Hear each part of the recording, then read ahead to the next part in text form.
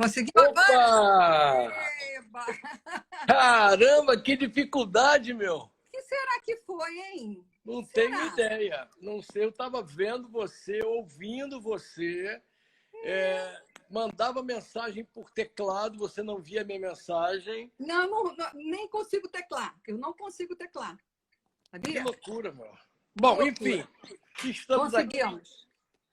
Depois eu peço para gravar e a gente bota no teu stories.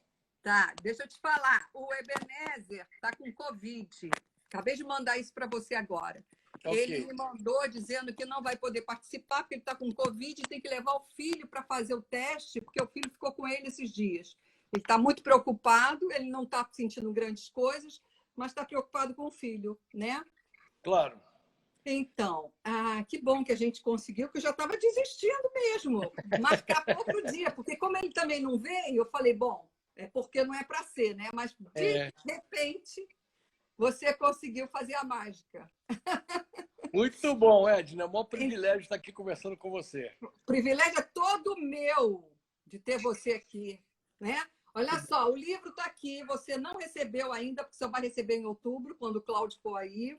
O Ebenezer eu já mandei pelo correio, mas ele também não recebeu, então os dois não teriam livro. Aí o que eu fiz? Eu puxei algumas coisas do livro sobre as falas do Ebenezer e dos outros dois pais, porque o terceiro está aqui, então você mesmo vai falar. Não é verdade? Isso. Então, eu queria dizer para as pessoas que vão nos ouvir, porque depois dessa eu acho que não tem mais ninguém assistindo essa live, até porque está no seu Instagram, não está mais no meu, né? Então, a gente não pode esperar ninguém. Mas, enfim, eu queria dizer o seguinte, que esse livro teve como base entrevistas, né, de alguns pais, que eu chamei de diligente, que são os pais que cuidam sozinhos dos filhos, né? Esse nome diligente podia também se aplicar à mãe, mãe diligente, né? Aquela mãe que cuida sozinha dos filhos. Não porque ela faz a alienação parental e afasta o pai. Não por isso. E não também por outras circunstâncias quaisquer. Agora, se o pai abandonou e ela está cuidando do filho, a gente pode chamá-la de diligente, né? Se morreu e tal, etc, etc. Agora, esse é o pai que nos interessa, né? O pai que quer cuidar do filho, que deseja cuidar do filho, como você demonstrou, né? Não só porque era pai biológico, como também você adotou sua filha pelo coração, né? Então é muito interessante que a gente possa ouvir um pouquinho você para depois eu fazer a leitura da orelha que o Ebenezer fez para as pessoas se situarem, porque viram a foto do Ebenezer também no folder, né? E ele não está aqui. E aí, me conte, como que você parou na minha entrevista? Por que você foi entrevistado, Jorge? Conta para mim. Bom, primeiro porque a gente se conhece através da Gigi, né, com quem eu tenho o privilégio de compartilhar minha vida, que é sua super amiga. A gente se conheceu e aí criou logo uma empatia muito grande pelo teu trabalho, pela sua pessoa, enfim, seu caráter, o ser humano que você é. E aí um dia você comentou sobre o que estava escrevendo sobre isso e você perguntou se eu queria participar de alguma forma, porque quando a minha filha tinha 5 para 6 anos, eu me separei da mãe dela, numa separação super amigável, a gente é amigo até hoje. E no primeiro momento eu saí de casa e fui morar num apartamento sozinho, mas logo depois a minha filha, com 5 para 6 anos, disse para mim: pai, eu quero morar com você. Daí eu disse: bom, para mim é uma maravilha, eu vou achar ótimo. Na hora eu disse: ai, que maravilha, estou super feliz. E a sua mãe? Eu já falei com a minha mãe deixou. Eu falei: tá bom, para mim tá tudo certo, quando é que você quer vir para cá? Ela disse: eu quero ir logo. Eu achei aquilo tão estranho, pensei que tivesse algum problema. Liguei para a mãe dela e ela disse: não é problema nenhum, eu acho que mudou a rotina, eu acho que ela está querendo ter um espaço fora daqui, quando ela quiser voltar, ela volta. Eu falei: não, assim eu não quero. Essa coisa de ficar jogando papai não deixou, que era mamãe, mamãe não deixou, que era o papai, não vai dar, ela não vai ter uma educação bacana, ela vai ficar usando nós dois. Então, se ela vier morar comigo, eu quero que ela fique comigo até o dia em que eu disser para você que eu não consigo mais por algum motivo. E aí eu acho que ela não acreditou que eu ia conseguir, ela deixou. Então foi assim foi uma mudança radical na minha vida. Eu trabalhava nessa época como advogado da Varig, eu viajava constantemente.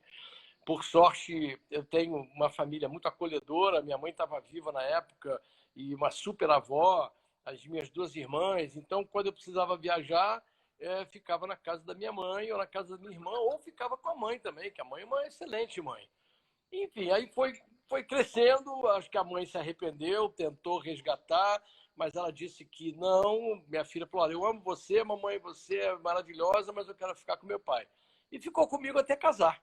E foi uma experiência fantástica, divina. Eu descobri, Edna, que eu não nasci para outra coisa que não seja ser pai. Todo o restante, Legal. todo o restante é acessório, tá certo? Então, esses são os pais que a gente quer, né? Aquele pai que. Ó, o Ebenezer acabou entrando, olha. Oh, que bom, olha aí. Mas será que ele vai entrar? Convida ele. Eu vou convidar também. Peraí, como é que a gente faz aqui? Aperta a câmerazinha aqui. Convidar. Como é que eu boto aqui? Mas eu não tenho o contato dele. Ebenezer, Tá bota aqui, aí, Ebenezer. Já vi. Ebenezer. Oi, Regis. E o pessoal tá achando a gente, ó. Eu mandei convite para uma opção de gente, tá? Ah, tá. Eu mandei convite para uma opção de gente. Já convidei o Ebenezer, acho que ele vai entrar aí. Oh, coisa boa. Eu já ia fazer a leitura da orelha para ele, mas ele chegou, ele mesmo vai falar. Eu acho que ele não vai poder, porque ele botou aqui, ele recusou. Eu não sei se ele não está podendo falar, mas ele recusou, então, mas ele está assistindo. Pode ser. Tá, então eu vou apresentar o Ebenezer, gente. O Ebenezer que não pôde, porque melhor é só assistir, ele está falando. Não vai passar o vírus para a gente, não, Ebenezer. Bom, eu vou ler então a orelha que você fez, tá? Em homenagem a você. Esta orelha só foi possível ser escrita por mim porque outras duas orelhas nasceram em 2013. Ele está se referindo ao Francisco, filho dele, que está com 8 anos. E com isso nasceu um pai, né? Que é o Ebenezer. Talvez mais importante do que ter um filho seja ser e ter um pai. E isso não é necessariamente a mesma coisa. As expectativas, medos, angústias e responsabilidades materiais e afetivas são distintas e proporcionais à relação construída com esse novo ser. O papel do pai hoje ocupa um lugar mais dialógico e menos patriarcal, em benefício do sujeito filho e de toda a sociedade. A inter-relação da emancipação feminina com os novos papéis paternos faz parte de um processo sem volta. Nesse mundo em mudança, há de se refletir sobre a paternidade na contemporaneidade, o que torna esse livro imprescindível para o conjunto da sociedade. Muito obrigada, Ebenezer. Então, Jorge, eu vou fazer algumas perguntas, depois eu vou intercalar com algumas falas dos outros pais, tá bom? Ok. Você acha que é preciso ter coragem e vontade para desafiar os modelos dominantes que existem hoje? Quer dizer, a Badinter, a Elizabeth Badinter, ela diz que os homens se encontram encurralados entre o discurso modernista e a prática de não ser, né? E se sentem defasados em relação às mulheres. Você concorda? Olha, apesar de ser um estudioso e continuar estudando até hoje, ter chegado no estágio acadêmico que eu achei que era o limite, tem determinadas coisas que eu não consigo elaborar intelectualmente.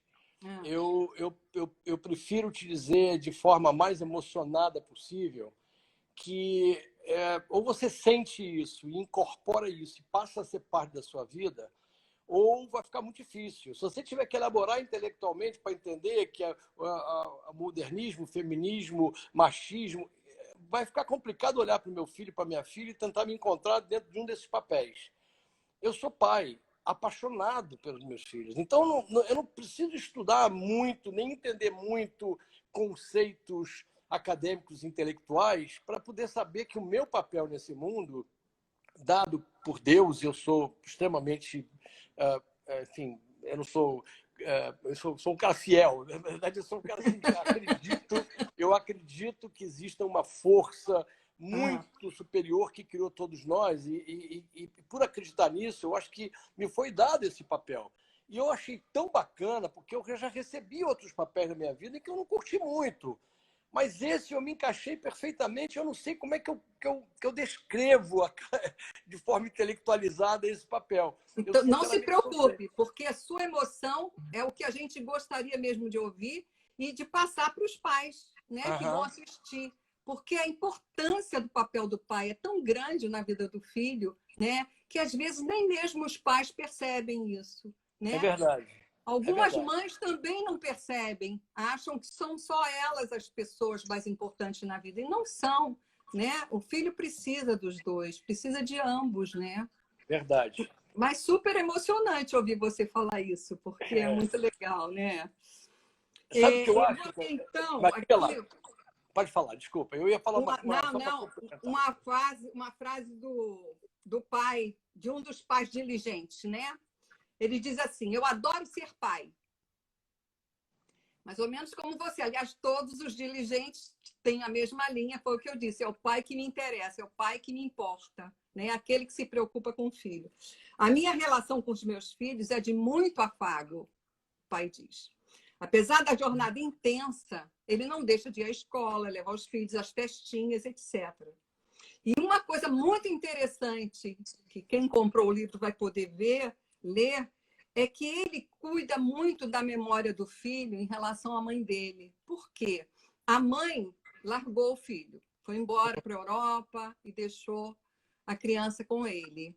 E ele se preocupa demais em não manchar a memória dela, a imagem dela para o filho. Então, quando o filho diz assim, porque ela não liga, aí ele diz, não, é porque ela está com alguma coisa, de repente não está podendo, hoje o telefone não sei o quê. Ele dá uma desculpa, mas ele não mancha a memória dela para o filho, porque ele sabe o quanto é importante, né, para a vida desse menino, para o psiquismo dele, para ele elaborar essas coisas até quando crescer, né? E aí ele complementa dizendo o seguinte: você tem que ser muito astuto para não destruir a figura da mãe, né? Aí, quando eu li isso novamente, né, até me emocionei, porque hoje a gente vê muito isso com as mães, a maioria das mães, né, que praticam alienação parental, elas não se preocupam em destruir a imagem da criança, do pai da criança, para esse filho. Então, isso foi muito emocionante. Eu reli agora, de tarde, mais uma vez, né? E achei assim incrível. Falei, puxa, que interessante. Porque na época, Jorge, você lembra, a gente não tinha essa questão da alienação parental. Eu só fui mexer com a alienação parental no doutorado, você lembra disso, né? Eu lembro. Porque no mestrado, foi em 2007, 2008, não tinha ainda a lei da alienação parental, que foi 2010. E a guarda compartilhada já tinha um movimento dos pais com a questão de, em 68, as mulheres, né, terem conseguido a libertação de algumas coisas, ir para o mercado de trabalho a partir daí, e o homem começar a perder esse contato com os filhos. O que aconteceu? Eles começaram a entrar com pedidos, demandarem mesmo que eles também pudessem conviver com as crianças depois do divórcio. E aí saiu a primeira lei da guarda compartilhada que não vingou. Ela só veio a vingar em 2014. Tanto quando você falou agora da sua filha, né, que você falou para sua mulher que não, assim, não existia guarda compartilhada. Senão ela poderia ter dito, não, mas vamos fazer a guarda compartilhada. Fica um pouco aqui, um pouco ali. Do jeito que você fez, você acabou ficando com a guarda unilateral. Não é isso? Na verdade, eu não me preocupei muito com a guarda unilateral compartilhada, porque nós somos muito amigos. Sim. E ela podia ver a filha a hora que ela quisesse, como eu também pude naqueles 6 meses em que a minha filha morou com ela, eu podia ver quando eu quisesse. Eu levava para a escola, pegava da escola, pegava fim de semana, não pegava no fim de semana, pegava no meio da semana. Mas eu achava que isso não era uma coisa boa para ela. Eu achava que ela tinha que ter uma rotina. Então a gente começou a organizar de que eu pegava todo fim de semana, uma vez que ela estava a semana inteira com a mãe. E a mãe tinha começado um novo relacionamento, acho que estava precisando desse espaço para namorar, para sair, etc. Então eu pegava a Samantha toda sexta-feira e ficava comigo até a segunda de manhã, quando eu levava ela para a escola. Então não houve, quer dizer, na minha cabeça naquela época, mais uma vez, foi tudo muita emoção, não teve essa coisa de entender aonde que se encaixa o que a gente combinou. Agora, eu hoje, se estivesse passando por isso hoje novamente, eu teria muita dificuldade de organizar uma guarda compartilhada sem uma organização bacana, porque eu sei o quanto foi importante para minha filha ter uma estrutura, uma rotina, um horário para que ela pudesse se organizar. Se ela tivesse, eu quero ficar com a mamãe agora, eu quero ficar com o papai, mamãe vai pegar você no fim de semana, depois é o papai. Essas coisas acabam desestruturando a ideia de lar, de casa, de família, de tudo. Então, sinceramente, eu não sei como me encaixaria hoje. Agora, eu te garanto uma coisa, Edna, em qualquer circunstância, o meu pensamento sempre foi para minha filha. Tanto que quando a gente se separou e foi amigável, eu imaginei que o melhor para ela era ficar na casa dela, com a mãe dela, etc. Eu saí, eu tirei as minhas coisas muito pessoais, eu não quis levar nada, eu não quis desfigurar a casa em forma nenhuma, porque eu achei que isso era bom para minha filha. E quando ela disse que queria morar comigo, eu também tenho que ressaltar a generosidade, a grandiosidade da mãe de dizer, cara, vamos deixá-la experimentar isso, porque eu acho que eu não posso privá-la disso. Então, acho que a minha filha cresceu muito bem, amparada por essa decisão. A mãe da Samantha não foi muito presente. Ela veio morar aqui nos Estados Unidos, quando a gente morava no Brasil. A gente ficava sem falar durante muito tempo, não tinha essa tecnologia que tem agora, porque isso aconteceu há 35 anos atrás, tá bom? Não foi agora, né? Então era carta que se escrevia, botava no correio, etc. Então, a minha filha meio que me adotou como mãe também, para as coisas que antes eram exclusivas da mulher, né? Essa coisa de conversar sobre menstruação, sobre sexualidade, isso aí que era uma coisa que, na minha geração, era a mãe que fazia com a filha, eu tive que assumir a coisa da sexualidade dela, a coisa de namoro, etc.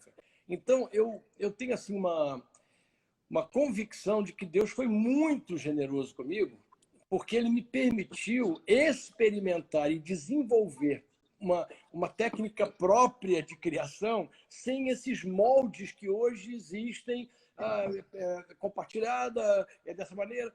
Foi muito bom, porque eu consegui desenvolver, e acho que com o Jorge Bernardo, que não tem o problema de separação dos pais, também foi muito importante. Jorge Bernardo e eu somos muito, muito ligados. Eu tenho a sensação assim, de que a ligação dele com a Gigi é tão intensa e fabulosa quanto a minha. Não tem uma diferença por causa do útero ou por causa da amamentação. Acho que tem uma ligação muito forte. Porque eu acho que eu acabei desenvolvendo sei lá, uma técnica, uma capacidade de amar incondicionalmente. E quando a gente ama incondicionalmente, dá certo, se ajusta, as coisas se organizam. Porque quando tem aquela mágoa do ex-marido, da ex-mulher, aquela coisa em que fica um acusando o outro, como você disse agora há pouco, aí complica, você não consegue se dedicar incondicionalmente ao filho, porque você usa o filho para agredir o outro, né? Isso, a gente vê isso acontecer, né? Então, quando não tem essa mágoa, quando não tem esse ódio, quando não tem essa diferença, o filho sente o amor pleno. E aí fica fácil ser pai e ser mãe. A Elizabeth Badinter, ela diz que os pais podem maternar tanto quanto as mães, né? E pode estabelecer essa relação simbiótica que você falou. Sem dúvida. Que seu filho tem com você e com a Gigi. Mas deixa eu te falar, se por acaso acontecesse hoje, isso fosse nessa época, eu acho que você aceitaria bem a guarda compartilhada. Sabe por quê? Porque também é nesses moldes, desde que vocês estejam em harmonia, se entendam e pensem no melhor para a criança, vocês iam também dar certo, porque a criança podia ficar com você 15 dias e 15 dias com a mãe, ou então uma semana com você, uma semana. Isso não desestrutura, já está provado que não desestrutura, desde que a criança saiba qual é a rotina dela. Olha, essa semana você vai ficar com a sua mãe. Semana que vem você vai ficar com o papai. Você leva na escola, você busca na escola, você faz tudo com ela, sabe? Então, a criança não se desestrutura se os pais estiverem bem. O problema do divórcio, Jorge, é quando os pais ficam em conflito a vida inteira e brigam na frente das crianças. As crianças ficam desesperadas, porque é como se fizessem com elas, né? Elas são metade de cada um, então elas se sentem agredidas também. E aí, se você tiver em harmonia com seu par parental, ela fica feliz, seja onde for, sabe? Porque ela ama vocês igualmente, de pai, ama pai e ama mãe. É assim, é igual. Então, hoje em dia, você não teria problema, até porque você cabeça muito antenada, muito aberta, não teria esse problema, não. Eu Você acho sabe, que não ia ter, não. eu acho uma coisa que é para a gente refletir, né? Quando você fala em guarda compartilhada, você ouve o pai e a mãe, mas você não ouve a criança necessariamente. Então tem aquele fim de semana que a criança não quer ir sair com o pai, quer ficar em casa com videogame, com o amiguinho que vai para casa da mãe. Mas ele tem que ir, porque o pai e a mãe decidiram que é a guarda compartilhada. Então eu acho que guarda compartilhada ela tinha que ter um tripé em que fosse o interesse do pai e da mãe, que devem ser absolutamente em relação à criança, mas também permitir que a criança diga: pai, você se incomoda de eu não ir esse fim de semana para sua casa, porque eu venho um amiguinho aqui para mim e vai ficar na casa da mamãe? E eu dizer que sim. Olha só, não pode não, esse fim de semana é meu. Ou então a mãe dizer: não, pelo amor de Deus, leva ele, porque eu já fiz minha programação do fim de semana. Então a criança não é ouvida. É um joguete, né? Vira um joguete, né? Ela fica sendo parte de um acordo que foi assinado lá na presença do juiz ou não, mas que ela não foi ouvida. E mesmo que ela tenha sido ouvida no momento em que foi decidido isso, a evolução da vida faz com que a gente diga: peraí, eu agora não tenho mais 6 anos, eu agora tenho 13. Eu não quero mais ir para casa do papai no fim de semana que vem, porque tem um jogo do Mengão aqui, eu quero ver com meus amigos na casa da mamãe. Mas você tem que ir porque está escrito lá e o juiz mandou. Essas Não coisas... precisa, não precisa, Jorge, não Claro precisa. que não, claro que não. Não precisa. Se tiver harmonia entre os pares parentais, entre o par parental, não precisa disso. A criança pode perfeitamente dizer: esse final de semana eu queria ficar. E a mãe dizer: olha, fulano, ele disse que quer ficar. E o fulano entender. Vai depender, né, da consciência de cada um. Porque a guarda compartilhada é só um tipo. Porque pode ser unilateral, pode ser compartilhada, as obrigações são dos dois, né? Os dois têm um poder parental, os dois resolvem tudo para a criança. A questão do dever de alimentos é dado de qualquer jeito. Então, não tem muito problema. A questão é a convivência compartilhada. A criança precisa conviver. E ela precisa ser ouvida. Você tem toda a razão. Ela precisa ser ouvida. E tem pais conscienciosos, né, que deixam assim a coisa fluir. A criança quer, ótimo, não quer, não tem problema, sabe? Agora, se você quer a ferro e fogo fazer a criança porque está escrito no papel, isso não existe, né? Inicialmente tem um papel, é um acordo firmado para não dar problema. Mas é a harmonia entre o par parental que vai fazer a coisa fluir ou não, entendeu, Jorge? Eu nunca vivi uma situação em que eu tivesse brigado com uma ex-mulher e um filho no meio. Eu nunca tive essa situação, porque a única vez que eu me separei na vida com filhos foi a mãe da Samantha, que é uma delícia de pessoa, uma pessoa super inteligente, super sensível, e que nós nunca tivemos uma briga, nós nunca discutimos, nem na frente dela, nem longe da Samantha. Então, eu não sei te dizer como é que seria, porque eu conheço situações em que a relação fica tão ruim que você não consegue se separar bem, entendeu? As pessoas perdem o ponto de não retorno e aí entram numa vida, meses, anos, que vai criando uma mágoa, um ódio que é impossível você, na hora da separação, dizer: ah, tá bom, vamos ser amiguinhos. Não vamos ser amiguinhos, eu não quero ver você nunca mais. Eu já ouvi muita gente inteligente, gente evoluída, dizer: não quero ver nunca mais. Eu quero que você morra. Eu já ouvi gente dizer isso. Então, pois é, mas não pode dizer isso se tiver um filho. Se tiver um filho no meio, não tem como. Eu acho que né? não pode dizer isso. Acho que não pode dizer isso de jeito nenhum. Mas por que chegou... Né? Mas se for só conjugal o problema, pode dizer se for o caso. Agora, parental não pode mais. porque Mas, tem olha, uma criança no meio, né? mas, Aí mas é percebe? complicado, porque Quando, interfere na vida da criança. quando você diz que conjugal até pode, mas não pode afetar a criança, eu não sei como, não sei como fazer, porque eu vejo pessoas que ajudei, inclusive conversando, em que diziam, cara, é maluca, é filha daquilo, não sei das quantas, não quero mais saber. Eu dizia assim, mas cara, vocês têm um filho, dois. Ah, cara, eu não quero nem saber, eu vou casar de novo, vou ter outro filho. Cara, então você não é pai, você não nasceu para ser pai, você nasceu para ser médico, engenheiro, arquiteto, porque você consegue imaginar ver o seu filho sofrer porque você está discutindo com a sua ex-mulher? Não faz Inimaginável sentido. isso, mas É existe, inimaginável. infelizmente existe. Agora, a Entendeu? conjugalidade é diferente de parentalidade, sabe, Jorge? Claro, claro. Então, por isso que eu falei, quando é só o casal, briguem e façam o que quiserem, mas se for par parental, quer dizer, esse casal colocou um filho no mundo, esse casal é responsável em fazer esse filho ser feliz. E não pode Sem dúvida. tratar o filho como objeto de manobra, né? Não pode. Não Ah, pode. vou fazer isso para atingir o seu pai, vou fazer isso para atingir sua mãe, né? Quando você diz que tem o pai que pode dizer, não, meu fim de semana, ele tem que vir, esse pai ele está criando uma situação de que o filho é que vai se alienar dele.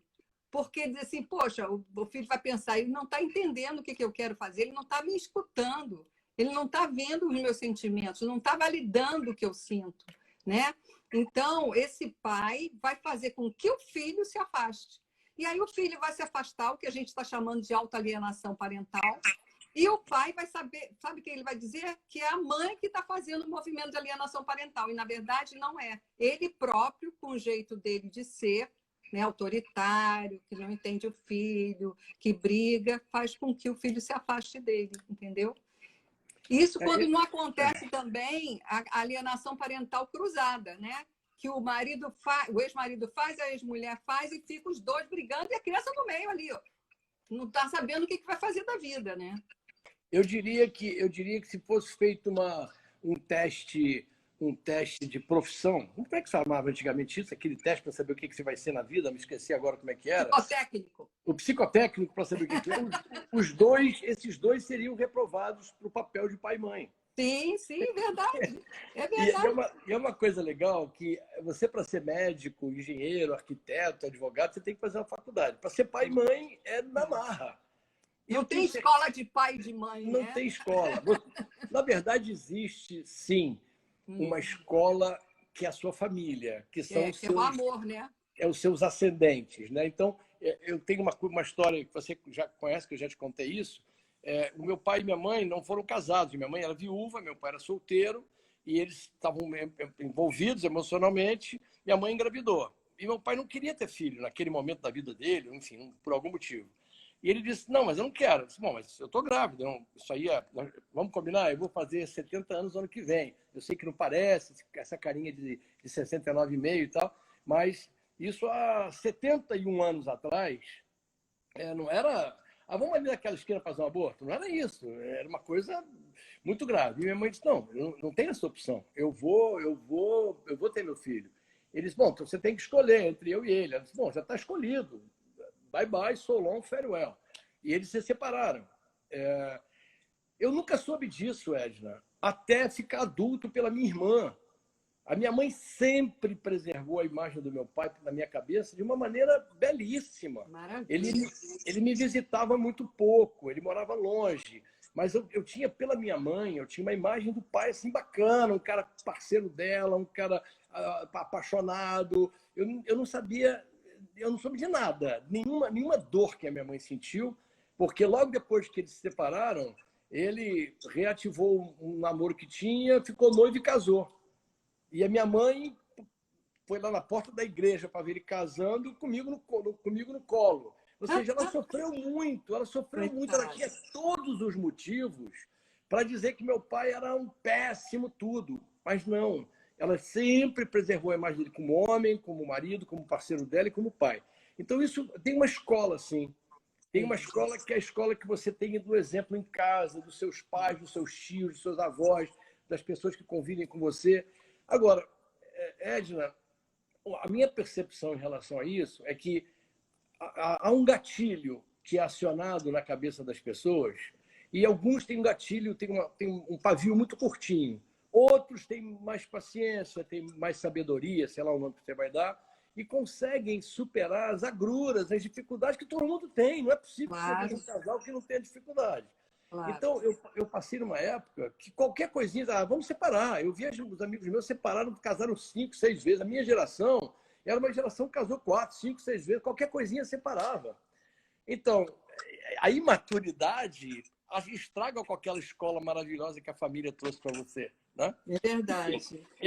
É muito fácil para mim falar de pai, porque eu mudo de profissão, eu mudo de cidade, eu mudo de tudo. Eu só não mudo a minha profissão, que é ser pai. Eu sou pai, o resto faz parte da minha vida ou não. Entendeu? Então agora eu vou ler fala de outro pai, tá? Eu já li de um, você já falou, agora eu vou ler de outro pai. Há necessidade de o pai estar mais próximo dos filhos. Já foi o tempo em que se dizia, vou falar com seu pai. E ali era a última fronteira. Acho que hoje em dia os pais são mais participativos, mais humanizados e mais presentes. Seu filho é uma fita a ser gravada. Isso eu achei muito interessante. E se você não tiver cuidado, quando chegar ali para gravar o que quer gravar, ele já não terá mais espaço. Não há uma fórmula de bolo.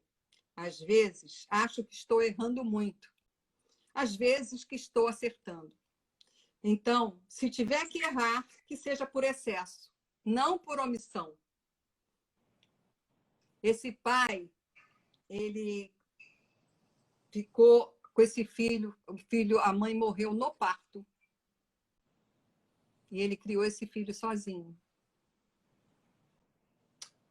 E ele tinha uma referência de pai muito autoritário, então ele sempre pensou muito em trabalhar esse contrário, sabe, com o filho. Em outubro você vai ter a oportunidade de ler o livro e ver mais coisas que ele falou, é muito interessante. Então, outra pergunta que eu tenho para você. Que fatores hoje você acha que interferem no papel dos pais contemporâneos, né? O que você acha que mais pesa nessa questão deles hoje com os filhos, para conviver com os filhos? Bom, eu tenho alguns elementos que eu acho que mudaram muito em relação à minha vida quando criança, né? A minha vida quando criança, as mulheres, muito poucas mulheres trabalhavam fora. Então, os filhos tinham uma presença materna muito forte e que acabava superando um pouco a ausência paterna. Também vejo que naquela época eram muito poucos os pais participativos nos afazeres da casa, nos afazeres da família. Então, isso também mudou muito. E de um tempo para cá, eu acho que tem um outro componente que foi muito importante, que é a tecnologia. A tecnologia, ela aproximou o mundo e afastou as famílias. Eu acho que você consegue, nós estamos agora aqui falando de Rio de Janeiro e Orlando como se estivéssemos sentados um de frente para o outro. É verdade. Mas, ao mesmo tempo, eu vejo as pessoas sentarem na mesa para jantar, o pai no telefone, a mãe no telefone e os filhos no seu telefone. Eu vejo isso, deixa eu te dizer mais ou menos quantos anos tem. Tem uns 15 anos atrás, eu fui fazer uma palestra numa escola secundária no Rio de Janeiro, no Andrews, sobre profissões. E na hora do recreio, já era isso, eu estou falando 15 anos atrás, mais ou menos. As crianças estavam todas sentadas num parapeito que tinha assim na escola, em volta do pátio. No meio do pátio devia ter 10, em volta devia ter 200, cada um sentado olhando para o seu telefone. E tinha alguns conversando com quem estava do lado, através do telefone. Então, isso criou uma geração que fala através de uma ferramenta, de uma plataforma, que permite que ele diga coisas que ele não tem coragem mais de dizer na frente. Então, eu acho lindo, meu filho, você conhece, meu filho, às vezes ele está no quarto, eu estou no escritório, ele sai do quarto, entra no meu escritório, me abraça e diz, pai, eu te amo, estava morrendo de saudade de você. Essa liberdade que ele tem de dizer isso, essa facilidade que ele tem, não é comum. As pessoas falam isso pela internet, mandam um coraçãozinho, mandam uma carinha de felicidade, mas são incapazes de chegar ali, abraçar e dizer que ama. Então, eu acho que a tecnologia foi maravilhosa por um lado, mas eu acho que ela também precisa ser controlada. As crianças hoje, e eu te digo, não é culpa das crianças. A maioria dos pais fornece a tecnologia para ter paz, porque os filhos, para não ficar enchendo o saco deles. Dizer não então, é muito difícil, né? Dizer não é custoso, dá trabalho, difícil, né? muito difícil. Então o pai evita dizer eu não e dá o celular, dá o iPad. Eu criei uma rotina com o Jorge Bernardo, aqui, morando nos Estados Unidos, em que a gente faz alguma atividade juntos, todo dia depois que ele volta da escola. Ou a gente vai ver televisão, ver um filme junto, a gente vai jogar. Aqui em casa tem uma piscininha aqui atrás da casa. Eu comprei uma rede de vôlei que bota dentro da piscina, a gente joga vôlei dentro da piscina. A gente vai passear nós dois, vai no supermercado comprar porcaria juntos, em que a gente precisa. Enfim, e a gente morre de rir, de conversar. Eu fico falando coisas quando eu era pequeno, ele morre de rir. Então, a gente tem um momento em que a gente não tem telefone, a gente não tem nada que não seja eu e ele para fazer. Então, isso eu não aprendi com ninguém, porque eu não tive isso do meu pai, não tive isso da minha mãe. Mas eu aprendi com o restante do mundo que eu via, cara, olha só, eu era o único, eu acho que eu era, Edna, na minha rua, o único menino que não tinha pai e mãe em casa, quando era pequeno. E eu morria de inveja. Eu ia para casa dos meus amigos, às vezes eu ia lá, almoçava, eu jantava, eu passava o fim de semana, eu ficava olhando para o pai dos meus amigos, assim, cara, eu ficava fantasiando que era meu, entendeu? Então eu pensei, cara, não é possível que uma criança possa viver sem ter essa figura fundamental na vida dele, que é do pai. A mãe, eu não preciso nem dizer, porque a mãe gerou, a mãe pariu, a mãe colocou no mundo, aquela criança sem a mãe não existiria. Até poderia ser sem aquele pai, porque a inseminação artificial prova isso. Mas sem a mãe não era impossível, não existe chocadeira para filho. Agora, criar uma relação com o seu filho, você como pai, criar uma relação com o seu filho, que eu diria, eu até digo às gente que eu tenho útero, né? Uma relação intrauterina em que ele sabe e eu sei que ele é a pessoa mais importante da minha vida, eu sou a dele. Isso basta para tudo, Edna. Você sabe que tem uma coisa interessante aí. Se a Gigi, se a mãe da Samantha, se a sua própria mãe não tivessem feito o movimento de enaltecer o pai, a criança não teria esse respeito, esse apego, esse afeto que ela tem com o pai. Porque é através da fala da mãe que o pai se organiza como uma pessoa, um ente importante para o filho, entendeu? Então, o papel da mãe é fundamental, não só para gerar o filho, mas para fazer com que haja essa coisa do filho ter afeto pelo pai, respeitar o pai, precisar do pai para ser constituído por ele, né? E constituir os dois juntos, afetivamente, essa relação.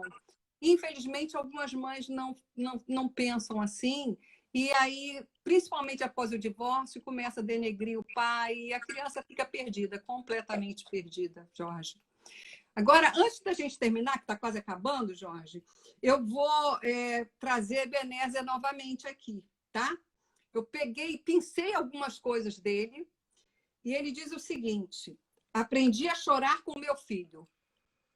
Eu era pouco afetado do ponto de vista emocional. Procuro dar ao meu filho uma visão menos preconceituosa. Como, por exemplo, ele teve bonecas como brinquedo quando ele escolheu ter. Penso que sou uma referência para ele, pois ele disse recentemente para a mãe que sou ótimo pai. Ele faz um compartilhamento da criação do filho, do Francisco. Entendo a emancipação feminina como necessária para a evolução da sociedade.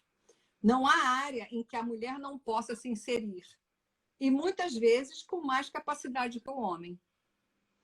É muito positiva a mudança da lógica patriarcal para essa sociedade mais plural que a gente vive. A resolução de conflitos por meio do diálogo tem sido a tônica no contexto em que ele se relaciona com o filho e acompanha a criação do filho. Viu, Ebenezer? Viu? Trouxe você aqui, apesar de você não estar junto com a gente. Então, Jorge, para a gente terminar, eu queria perguntar a você mais uma coisinha.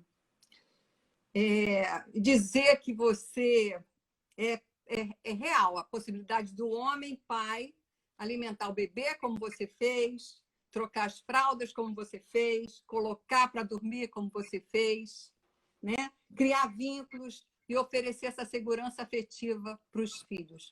Eu queria que você contasse aquela história da Samantha quando ficou precisando de absorvente. Como é que foi o papo? E também da primeira relação. Eu achei muito interessante isso. Bom, do absorvente foi... Conversar sobre menstruação foi, para mim, também uma experiência assim, espetacular, porque eu tinha 2 irmãs mais velhas que eu. E eu, uma vez, matei a minha irmã do meio de vergonha, porque ela me levou na farmácia e pediu para eu ir lá comprar, porque ela tinha vergonha de comprar, ela tinha vergonha de ir no balcão comprar. Então, assim, se você vai lá... Eu era pequeno, devia ter 8 anos, por aí, ela tinha 15, né? E aí ela disse assim, você vai lá no balcão e você pede um pacote de mods. Imagina, naquela época só tinha mods, né? E aí, tá aqui o dinheiro, você paga e vem embora, porque ela não queria entrar para ninguém saber que ela estava menstruando. Uhum. E aí ela ficou assim, paradinha na porta, eu entrei e falei, ó, ela quase me matou, porque ela não queria aparecer na história, né? Então, foi assim, foi espetacular, porque foi uma coisa de pureza de criança. Você está me ouvindo ainda?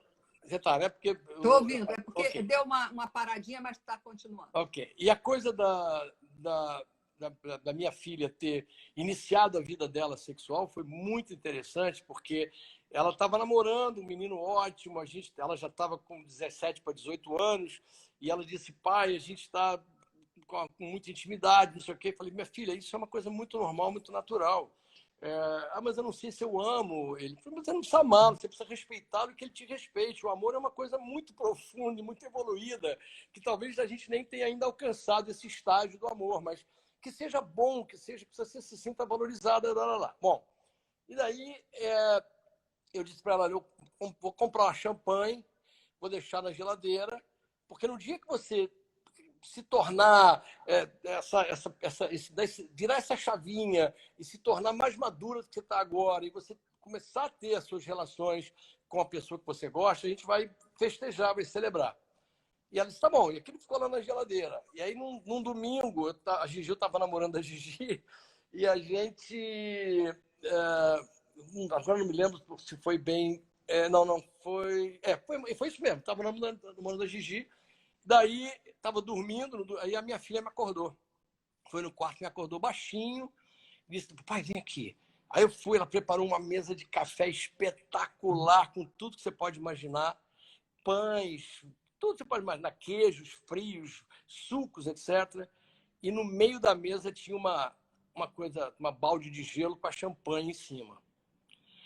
Foi uma emoção tão grande, porque a gente compartilhou uma coisa que para ela era muito importante, e que quando ela era pequenininha, eu dizia, o cara que chegar perto dela eu vou matar, né? A gente vai comprar uma faca, vai enfiar a faca, vai cortar a cabeça. É verdade. Mas eu não era, naquele momento, eu não era só o pai dela, eu era o melhor amigo dela.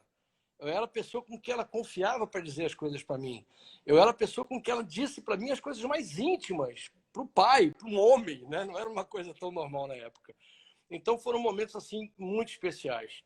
E agora com o Jorge Bernardo eu tenho vários, sabe? Ele diz assim para mim, pai, você é o pai mais velho de todos que eu conheço dos meus amigos. E eu quero te dizer que eu não estou preparado para ficar sem você.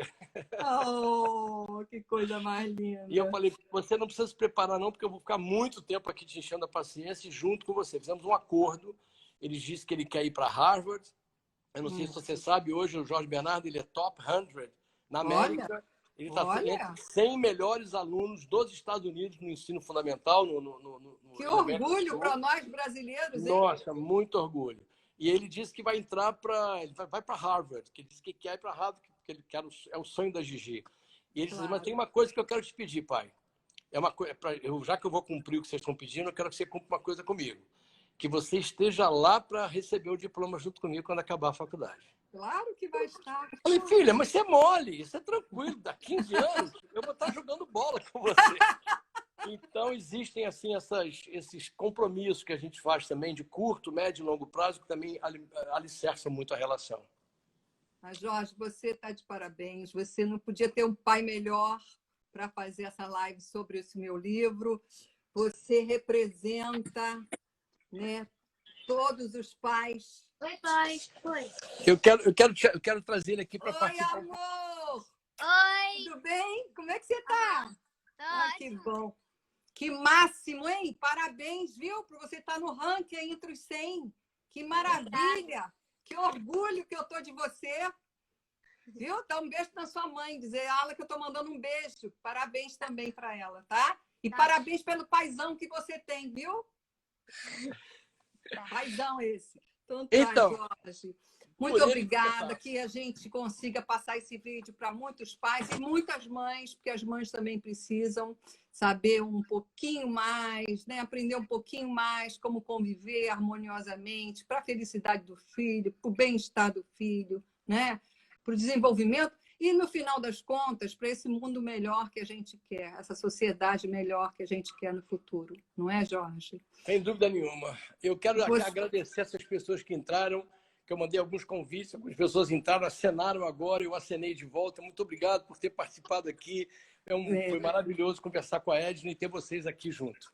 Eu agradeço muito o Jorge ter feito esse Instagram, porque eu não consegui fazer, não sei o que aconteceu. Chamei, a gente estava quase desistindo, quando, de repente, ele chamou pelo dele e a gente conseguiu. Mas eu vou tentar. Você salva, né, Jorge, para botar no IGTV, depois a gente vê como faz. Tá bom? Exatamente. Tá bom, querida. Muito obrigada, Jorge. Foi um prazer imenso. Tchau, Ebenezer. Tudo de bom. Beijo, beijo. Um abraço, beijo. Ebenezer. Fica com Deus aí. Parabéns e muito orgulho de você. Tudo de bom. E melhoras aí do vírus. Tchau. Obrigado, querida. Tchau. Tchau. Desliga aí para poder não perder o IGTV.